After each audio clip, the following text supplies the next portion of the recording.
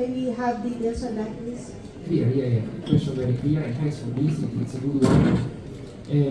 In sum, the priorities of our cooperation jointly are many, as you imagine, because they must, in order for the relationship to be strong, they need to cover all the various aspects of our lives. How we identify what we are interested in. I make a concrete example. I start with green, then I can take trade as an additional example, just to give you some concrete inputs. Green. Green economy is a priority for the European Union and for its member states. This means that we support the Philippines with specific green economy program and programs. But this also means that it is important to evaluate the implementation of this cooperation and to evaluate together also how much the Philippines are, absorbing, responding, implementing the cooperation both at the central and at the local level. So these experiences, including on the ground, so including moving outside of Manila, both jointly and individually for each EU member state, offer opportunities to understand how the implementation is ongoing, for example, in the green economy projects related. Trade, another important priority for the European Union in these member states. As you know, there are ongoing negotiations for a free trade agreement between the EU and the Philippines, with the full EU member states backing of it. Well, if we go to not only Manila, not only at the central level, but also locally, what is important for us to understand is how much, for example, the market open is how much each player has a possibility to invest, being it a foreign player, a player from the European Union, from the European Union member states more precisely, and understanding the possibilities for this operator, for this entrepreneur to operate here and to ensure a good bilateral relationship in trade between the European Union member states and the Philippines. This is another example. Take climate, fundamental other priority shared between the EU, its member states and the Philippines, meaning climate fight to climate changes. Well, here at the very high central level, we work together with the Philippines government in order to ensure that we are going all in the same direction, which is about climate change and fighting climate change and addressing its consequences, including at the multilateral level, including at the United Nations level. But then, more concretely, including in assisting the Philippines and exchanging experiences on what is the crisis response to disasters, what else additionally the European Union and its member states can do for environment together with the Philippines. And then at the local level, to verify, for example, as I was mentioning before, how projects related to circular economy, to the treatment of waste, how the people in a specific place have an education related to how to treat waste, how to differentiate waste, how to make money from waste. These are very concrete examples that we try to measure when we travel, both individually and in group here. Excellent. Sir, I need to clarify just some of the information that you possess in 36 billion pesos for all the programs in the Philippines. 3.7. Let me take, because I'm very good in the euro figures, less in pesos. I will now, I want to be. Of course, the figures I mentioned before were referred to the green economy, not to the entire spectrum of the EU offer that I don't think I can measure because it's immense, trust me. So, 3.6 billion pesos is the amount that the European Union, as such as an institution, is putting for the green economy programs for the Philippines. 3.6 billion pesos. Then, as the EU member states support comes on even on top of what the European Union institutions put, this generates an additional total of 28 billion pesos. Why? Because I'm very I'm sorry that the audio was not good because I'm very attached to explaining the multiplier aspect. Team Europe. Team Europe means that whenever the European Union and its member states operate in a third country, in the Philippines in this case, they put together ideas and projects to be implemented. Green economy is a concrete example here. Team Europe approach means that the European Union puts a given amount, which is very important.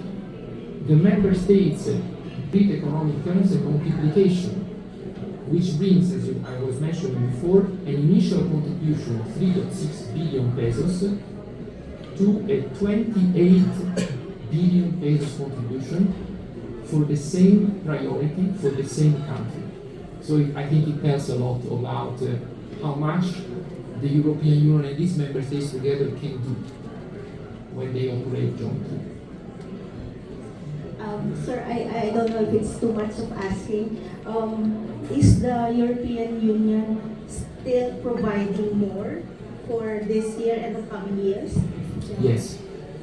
Not only in the green when it is about green economy, but also when it is about all the other priorities of the European Union and its member states, where you have additional allocation of money, of course. We regularly add to what we are doing. How we work. We also have a budget, like any other state. So we define for each period a total amount of budget dedicated to a specific area of intervention. Once the budget is, or better, once the period is going to end, we start the reflection on, first, the implementation. Was the implementation good? Did local authorities operate well with the budget that was allocated?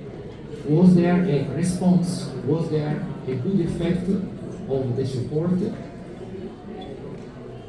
Having evaluated all of this, we decide all together whether to continue our contribution, whether to differentiate it a bit to cover areas which were not covered in the beginning in the same sector and that we assess as being in need of support, or simply topping up because we consider that more work is needed and more support can be given. Of course, we are not an endless, elements to be taken into account, so it's not a continuous rain of assistance, but it's a very targeted, I think also very good and generous, generally speaking, offer that is being made to the field since many years ago, and again covering all the areas of the common priority. I'm not going to enter into the dynamics of how much additional we will be putting because it's too early. One last. Since you mentioned the amount for the green economy, is it safe to say that green economy is provided a lot of budget coming from the EU? Correct. Thank you so much. Thank you very much, Marisa. Next, we have Baguio is distinguished as an artist haven. In fact, we're the first creative UNESCO declared creative city. And Baguio, despite its modernity, a lot of traditional ways persist, especially in the area of arts and culture here. I understand that your company was toured around by our national artist, Tahili, and I wonder if this interaction piqued your curiosity or your interest in collaborating or promoting the arts and culture in Baguio, the Cordillera in fact. And would there be any specific direction in Baguio is also in terms of cultural offer and traditions. We were almost regularly accompanied by Cordilleras, boys and girls dancing and playing for us, that we very much appreciated. In general terms, there is already, and we had the opportunity indeed, as it was mentioned by our friend moderator in the very beginning, we had the opportunity yesterday during a lunch with civil society organizations to also exchange with local artists, and it was particularly thrilling. Now, when it is about what we do and what we wish to do here, in terms of exchanges at the cultural level, so in the cultural sector, there is already a lot ongoing. EU and member states already cooperate with, for example, Baguio universities, and not only, by the way, from the cultural aspect, meaning ensuring that these university students share practical experience, EU and EU member states experiences, or that, for example, they can travel for studying to the EU and its member states, but also in terms of the implication of some of these universities. I have in mind, for example, the San Luis universities, in the context of the implementation of other priorities that we have, take the justice sector priority, which also sees a role for the University of San Luis. So this just gives you the idea of how much interlinked, interconnected our work is, bringing together cultural and justice elements.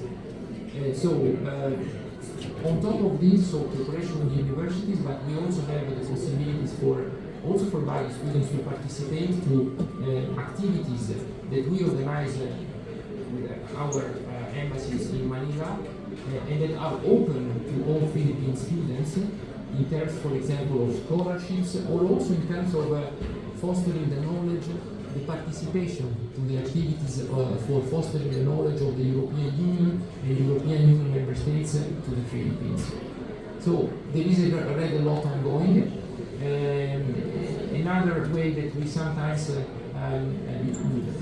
that sometimes help us also putting together the EU and member states culture, tradition side with the Philippines and local entities and local realities is associating sometimes local artists to events that, for example, we perform in Manila. Let me say, having Anna, my Polish colleague and friend here with us, a concrete example that I can mention is that for the National Day of Poland last year, celebrations in Manila, we had the opportunity to have in Manila, thanks to Anna, and to enjoy, thanks to Anna, the pleasure of the company of the Cordillera boys and girls dancers that were coming to Manila to showcase their tradition. So it's not only us coming here, it's not only both individually or in group, but it's also Baguio, our general local reality, coming to reach us in other parts of the city, Manila more precisely. I'm happy to pass it from now to my Austrian colleague. Thank you for the question on culture. Just another element to that, we, some of us, have brought our spouses with us who had an extra program yesterday and the day before, and they had a chance to be shown by a national artist his workshop with wonderful sculptures, very, very impressive work, and we had a very good afternoon discussion with him, so that was very, very welcome. They also took a glimpse at your great tattoo workshop, works that are done here in Baguio, and you're very famous for. And they also were at the reading workshop. We have a great reading center that's, I think, a big tradition here in Baguio. And they all showed us the pictures, so we are very envious of not having had the time to get too much into that, but we will come back to that. Thank you.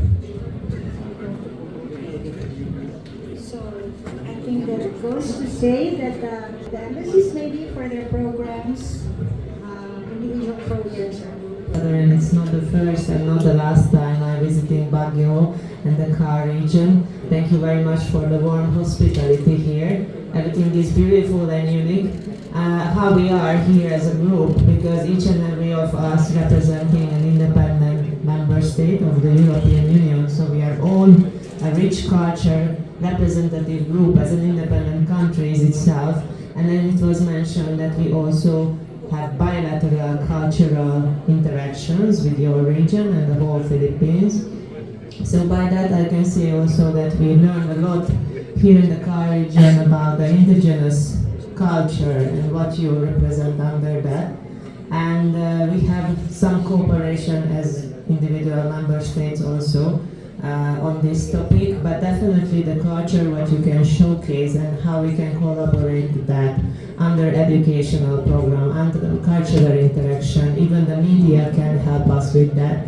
Thank you for coming today and bringing the news that we are here with our rich European culture, which we can bring to the Philippines, and definitely to your region, which is extremely unique in the whole Philippines. Thank you.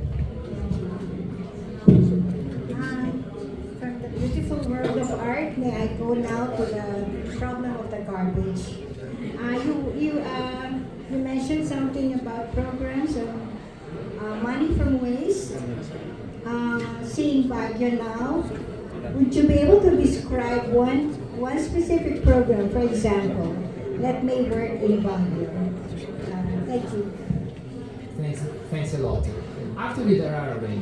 In general terms, when it is about waste, treatment of waste, circular economy, let me say that there is not a specific program that would work for Baguio, if I can paraphrase that. Issue is that what is important are two elements. First, the commitment at the LGU level to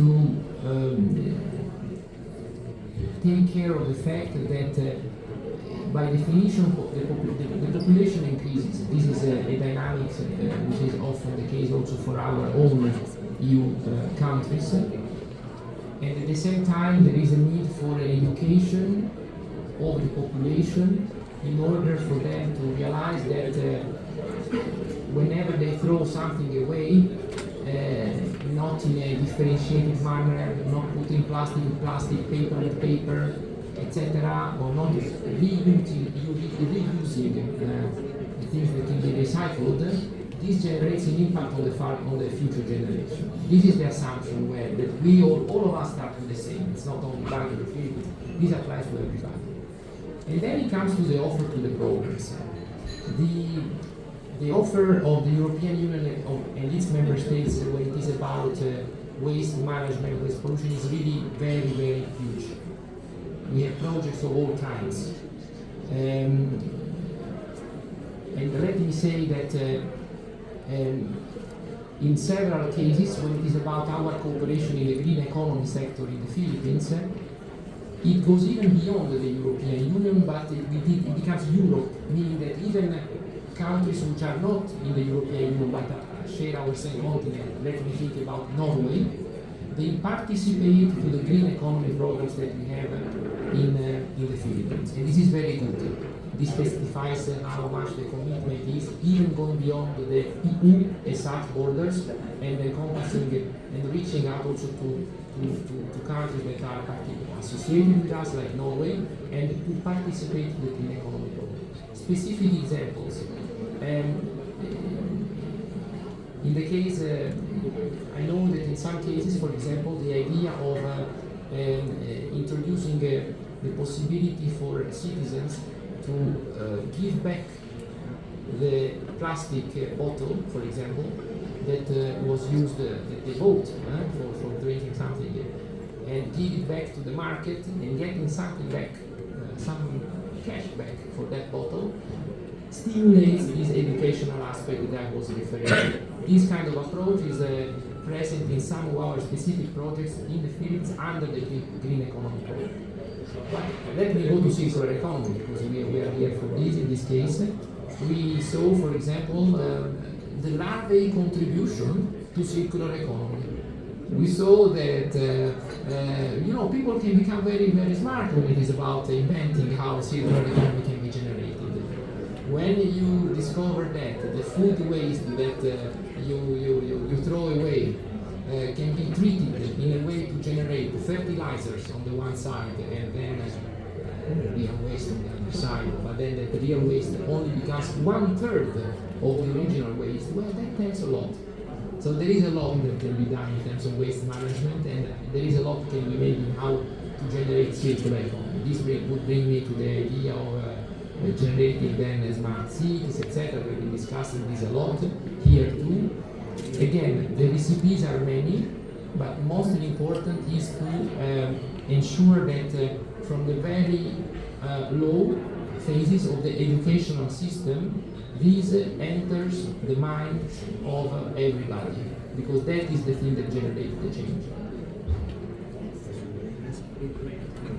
Yes, in fact, we have Baguio initiated the program of Black Soldier Fly here, and every support would be most welcome. This is a question from my colleague here. She's asking, what would be your initial assessment of the projects that you have already initiated here or started here? Thank you. Many thanks. So when it comes, I can refer to the EU and new member states funded projects. In general terms, there is a good response in the phase of the implementation of the various projects. And we think that, as always, much more can be done. We have been assessing, for example, projects related to the economy, so to the environment, projects related to the justice sector, and we could evaluate altogether how, on the one side, the recipe seems to be the good one, including in terms of offer from our side. On the other side, amelioration, enhancement of the situation in the various sectors needs time, which is totally normal. What is important is that we continue seeing a confirmed commitment at the local authorities level. This is very important for our assessment today and for our assessment tomorrow. In particular, when, as I was mentioning before, we reflect about what else could be done once the budget cycle approaches to the end. In general terms, our feeling is a positive one. We also have always to take into consideration that this is a local LGU level. Then LGU level, of course, to be fully efficient, we need to cooperate in total synchronization with the central level. This is something common to all of our countries. So it's important for us to continue investing on this, and it is important for us to continue pushing and fostering for enhanced response from the field side, both at the central and at the local level. But again, in general terms, our assessment is absolutely positive. Thank you very much. Please keep enjoying your city. Thank you. Thank you, Ma'am Malu. Next to ask a question from Rappler, Francie Madu. Happy Chinese New Year. Last week, the American president suspended aid to other countries, including the Philippines. He also withdrew from the WHO, the climate treaty. Can I get the reactions of the ambassadors about this? And will EU increase aid on these areas? Many thanks. Indeed, we are, in general terms, I mean, as you know, we all operate in a geopolitical context that changes, that sometimes changing fast, sometimes changes in new directions. This is, if you want, completely normal. When it is about the US, so it's clear. I mean, we are all diplomats here, and it's clear that whatever the approach of any of our like-minded or any actor around the globe, we of course observe that this is totally normal. Part of our work is also observation and evaluation of what happens around us, what happens around ourselves. We have also, yes, read about this announcement when it is about the US aid. very simply, on the one side, the European Union and its member states will continue supporting the Philippines because in the European Union we have what we call the strategic autonomy. It means that we have our own way to operate, our own decision making, our own evaluation on what is needed around the globe. In our view, and we have all our cooperation mechanisms with the countries, including the Philippines, of course. So our recipe does not change, of course. At the same time, we need to be ready to think about the possible potential impact of the assistance, for example, by third partners. I think it's a bit early to evaluate whether or not we would adapt our assistance, increase or not increase, for the very simple reason that so far, from what we understand, this is the one that you mentioned is a temporary measure intended to, I guess, to evaluate a bit the situation of the USA worldwide, and then we will see. Again, let me also say that our cooperation in general terms, so from the EU side and the member state side, is absolutely excellent with the United States as well. So it's more about how to continue. This is very important to coordinate with our like-minded. Let me say that also locally in the Philippines, the coordination with our like-minded partners is of the essence in order to better focus, better contribute to our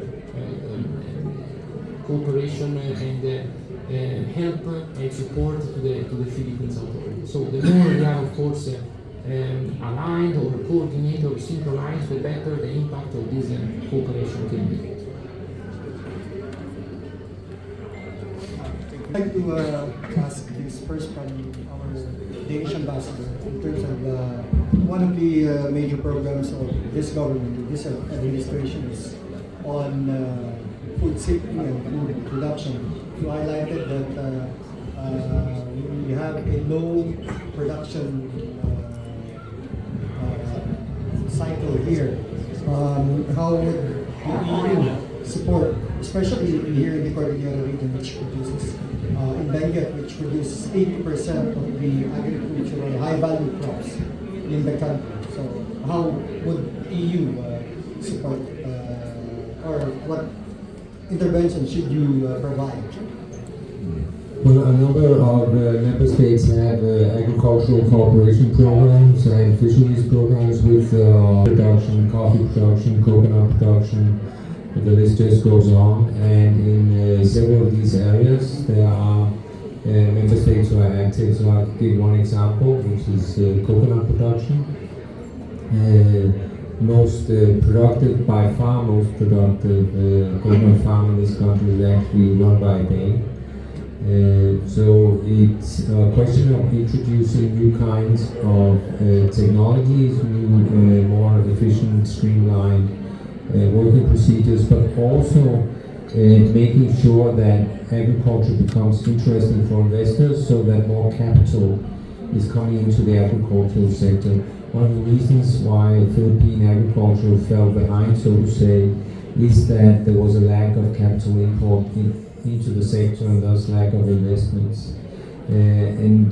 Also here there will be some interest from Europe, but I think it is really very much about these programs that go into specific sectors, looking at how we can have efficiency gains.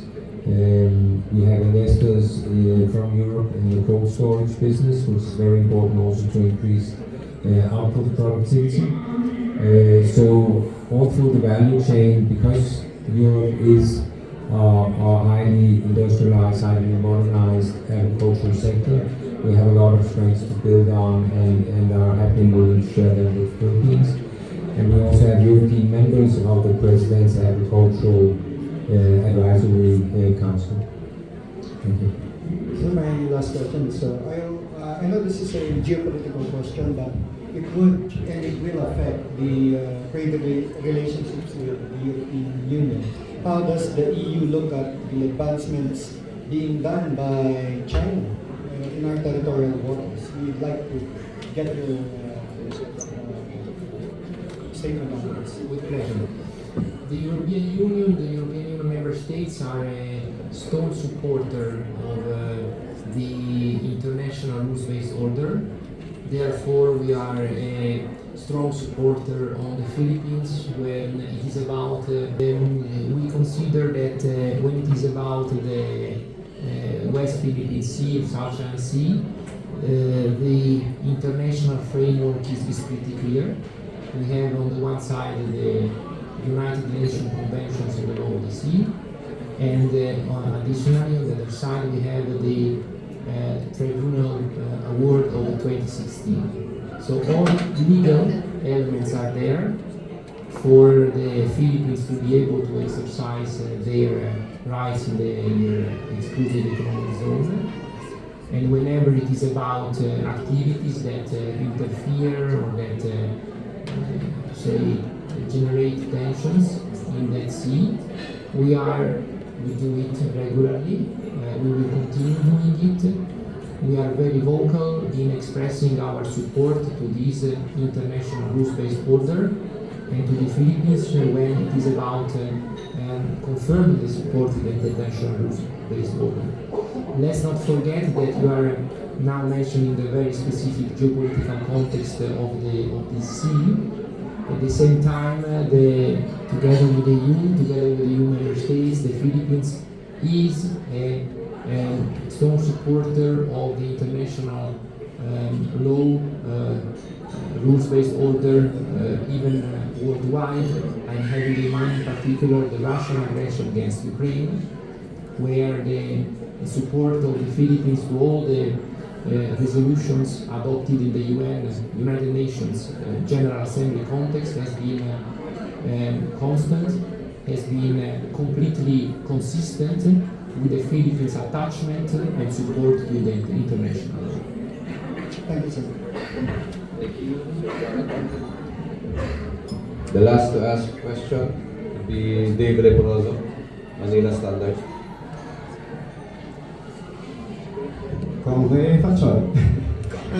This is more of renewable and sustainable energies.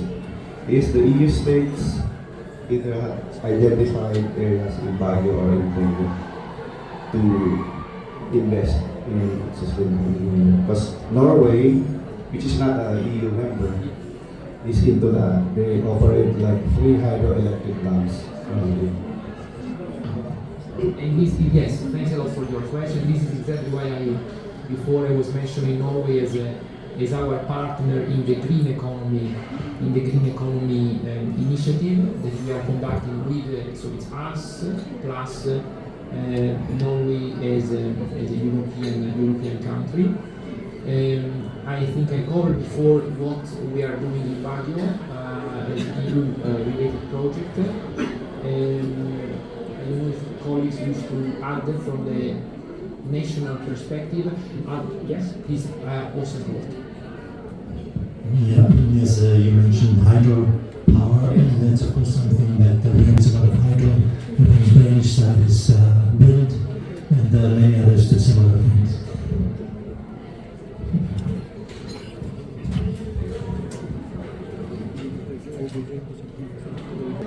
Of the European Union, maybe we could have a closing message from Ambassador.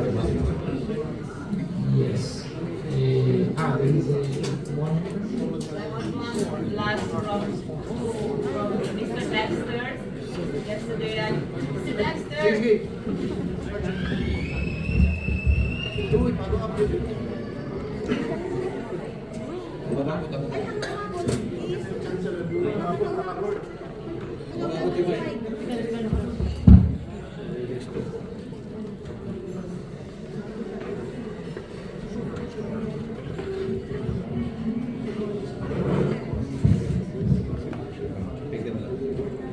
Yeah, hello, good morning. I would just like to make a follow-up question on assistance of the funds that you were mentioning a while ago. Are these grants or loan? And is this open to the private sector or exclusively to the government? You're referring to the Green Economy Project, right? Yeah. Okay. The Green Economy Project is part of this general offer that we have with the member states. It's called the Global Gateway.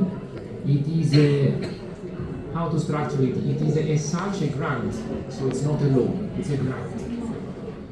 It's a grant which is intended, indeed it is open to private sector too, because it is intended to stimulate the participation of the private sector to the EU offer.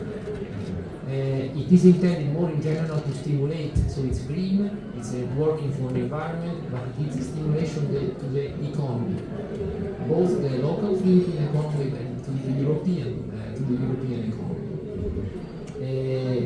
This leads me to remind again how much interlinked the implementation of our common priorities of EU member states Philippines are.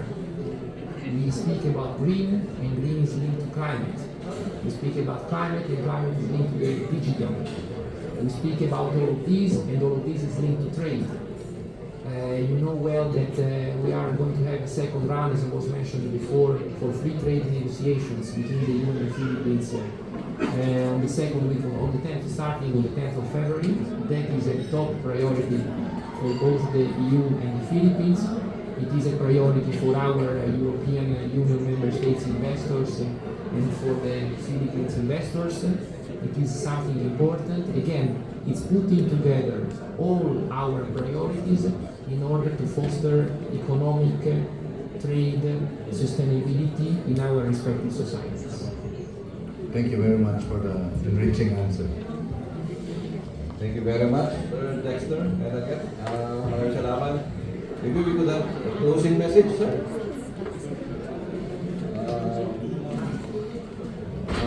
Closing message from Sir Massimo Santoro, if I will. Very well.